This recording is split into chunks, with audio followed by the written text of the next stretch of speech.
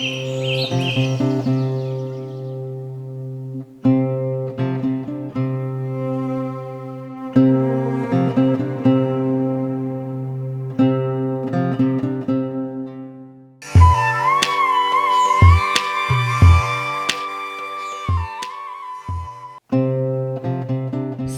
সুনামগঞ্জের মধ্যনগর উপজেলার বংশীকুণ্ডা উত্তর ইউনিয়নের বাকাতলা গ্রামের ৭০ ঊর্ধ্ব কৃষক রবীন্দ্র হাজং একসময় সম্পূর্ণ প্রাকৃতিকভাবে দেশি ধানের আবাদ করলেও সময়ের সাথে সাথে এক প্রকার বাধ্য হয়েই বিদেশি ও হাইব্রিড জাতের ধান চাষ করছেন তিনি। আর বীজ এগুলা লাগছেও না, আর ব্যবহারও করছি না। যে অন্য বর্তমানে যে বিদেশি দানা অনেক তো বেঁকে করে তো এটা, আর তার বাদে ওই যে আগের দেশি ধান বুকে তো অনেক নেই, যার কারণে অনেক বাধ্য এই যে অনেক বর্তমান যে বিদেশি ধান এইগুলোই করি। একসময় হাওরের উর্বর জমিতে ফসল ফলাতে কৃষকের ভরসা ছিল প্রকৃতি। দেশি জাতের ধানে রোগবালাই ও পোকার আক্রমণও ছিল তুলনামূলক কম, ফলে রাসায়নিক সার কিংবা কীটনাশকের ব্যবহারও ছিল সীমিত। কিন্তু গত ২ দশকে বদলে গেছে সেই চিত্র। অধিক ফলনের আশায় দেশি জাতের পরিবর্তে হাইব্রিড ধানের দিকে ঝুঁকেছেন কৃষকেরা।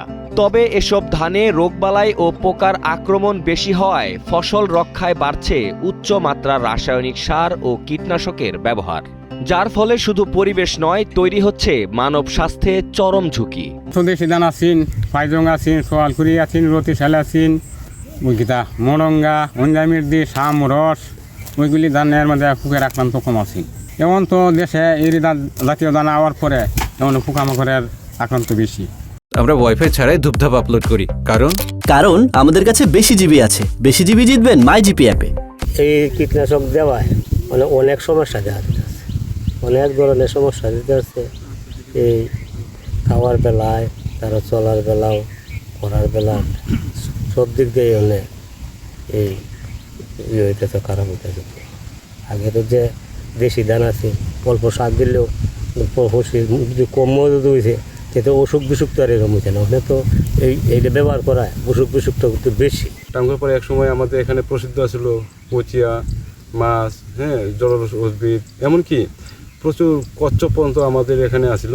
এই কীটনাশক ব্যবহারের কারণে আজকে প্রায় এগুলো প্রায় বিলুপ্ত।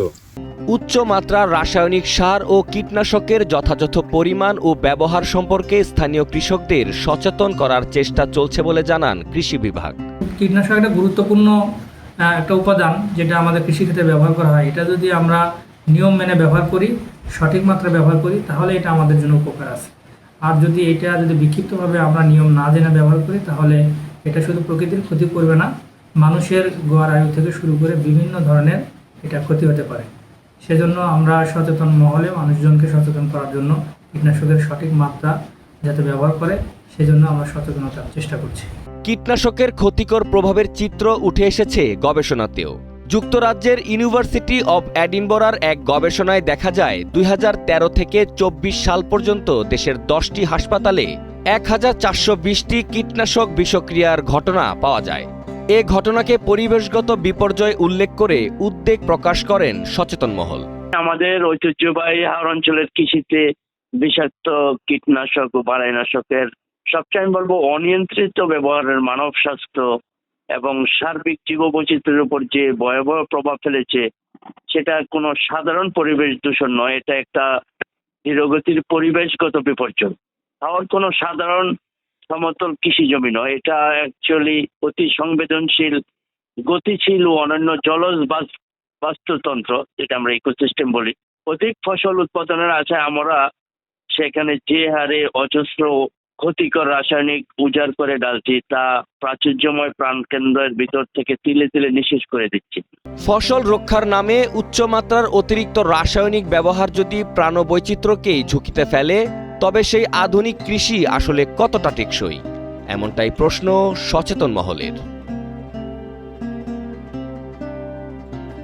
Desk report, Kaler Kantho.